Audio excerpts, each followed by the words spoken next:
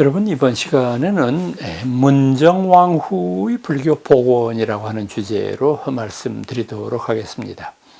지난 시간까지 불교가 참 참담한 그런 쇠락의 길을 걷고 있었다고 말씀드렸는데, 다시 그 불교가 기사회생의 그런 전기를 마련한 것은 바로 문정왕후라고 하는 분의 공로 때문이었다고 말할 수 있습니다.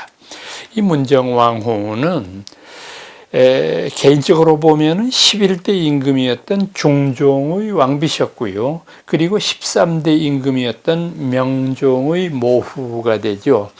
그러니까 이제 명종이 등극했을 때 나이가 워낙 어리셨기 때문에 할 수 없이 문정왕후가 이제 섭정을 하는 일이 벌어지게 되는데, 이 문정왕후는 굉장히 불교적인 믿음이 강했던 분이고, 또 조선의 불교가 이렇게 많은 이들에게 이제 업신여김을 당하고 더더군다나 사찰이 황폐화되는 것을 정말 안타깝게 생각했던 분입니다. 그러다가 보니까 이분은 당신이 섭정하는 당시에 물론 그분이 정사를 돌보는 일도 굉장히 능숙하고 보통의 어떤 선비들이 따라오지 못할 정도의 학식이 있었다고 하니까 그런 면이 있었지만, 불교 복원을 위해서도 굉장한 능력을 발휘했다고 보여집니다.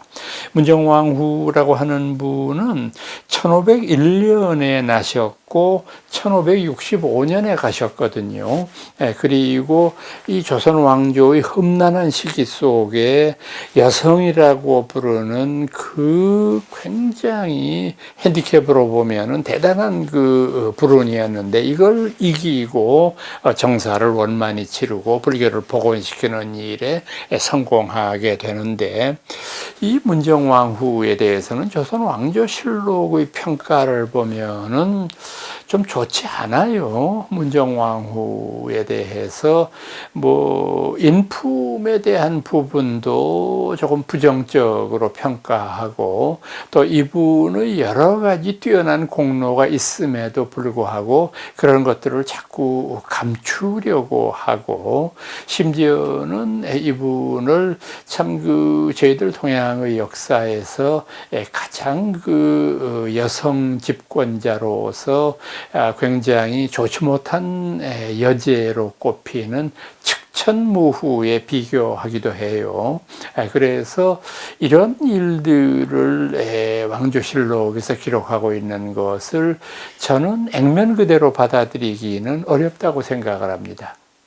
앞서 말씀드렸던 대로 이 조선 왕조의 남존여비라고 하는 뿌리 깊은 사고방식 속에서 문정왕후의 개혁이라고 하는 것이 얼마나 못마땅했겠습니까?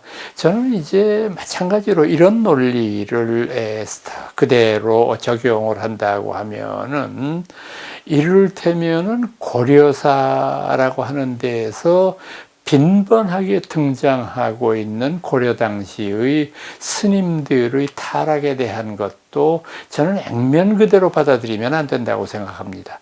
여러분 잘 아시는 대로 고려사는 조선 초기의 정인지라고 하는 학자에 의해서 집필되지 않습니까? 그러나 정인지가 고려사를 집필할 당시에는 이미 불숭유라고 하는 것을 국시로 정했을 때입니다. 이런 상황 속에서 정인지라고 하는 유생이 고려의 불교를 좋게 평가할 리가 없지 않습니까? 고려의 불교를 나쁜 쪽만 부각시키는 이런 쪽이 되는 거죠. 그래서 우리가 역사라고 하는 것이 공정해야 하고, 역사라고 하는 것을 보는 안목이 객관적이어야 한다는 말을 드릴 수밖에 없습니다. 제가 좀 더 극단적인 말씀을 드려볼까요? 이를테면 요즘 저희들이 가끔 사회면에 보면은 스님들이 어떤 비행이라고 할까, 이런 잘못된 점이 사회면에 가끔 나오는 경우가 있어요. 근데 이걸 보면서 여러분들 1950년 6.25 사변 이후부터 지금 2023년에 지금 시점까지 해서 사회면을 장식했던 불교계의 비리들만을 다 모아놓고 우리가 책자로 봐서 보면은 어떨까요? 지금의 우리 불교는 불교가 아닌 게 돼버리죠. 온통 악행만 저지르고 나쁜 일만 일삼고 사회에 이거는 해독을 끼치는 존재다. 이렇게 인식되지 않습니까? 근데 여러분들 지금 여러분들이 겪으시는 불교가 지금 제가 말씀드린 대로 그렇게 형편없고 그 불교가 정말로 우리나라의 기생충과 같은 존재입니까? 그렇지 않잖아요. 이거는 바로 지금 여러분들께 말씀드린 것을 철학적인 용어로만 말씀드린다고 한다면은 부당주연의 오류라고 하는 겁니다. 일부분의 참됨을 가지고 전부가 참되는 것인 양 오인하는 오류를 말하는 거죠. 이걸 교묘하게 이용하는 게 언론 아닙니까?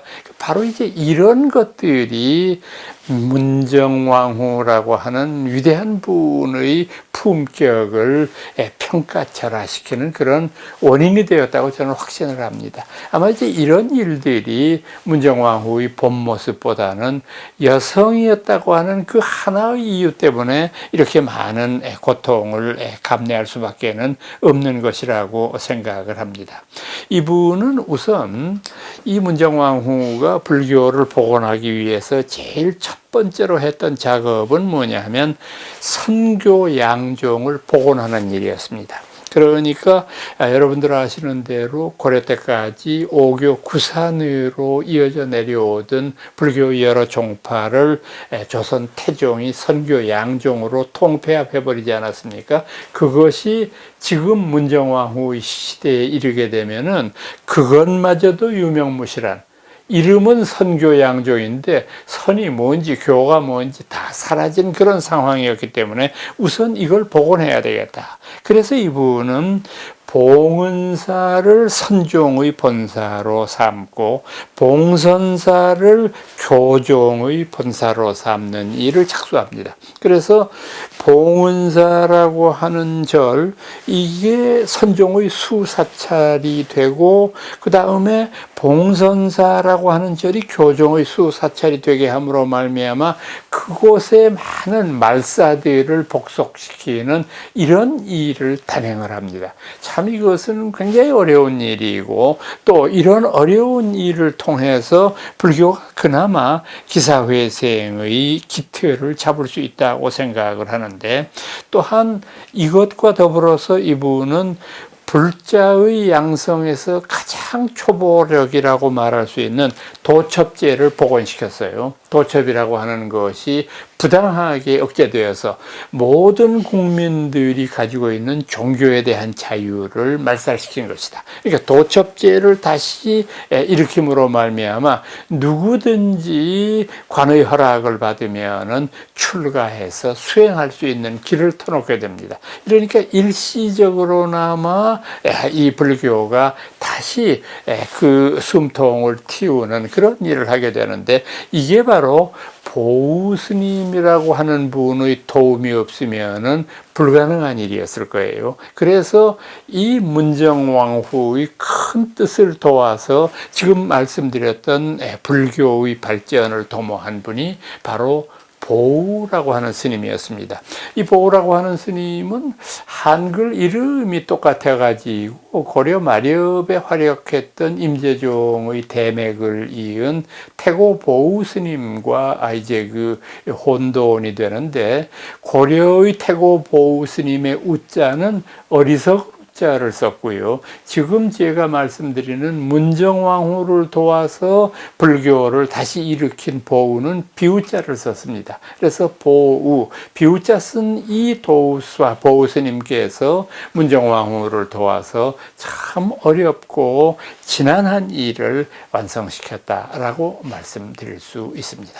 오늘은 문정왕후의 불교 복원이라고 하는 주제로만 말씀드렸습니다. 저는 다음 시간에 다시 뵙겠습니다.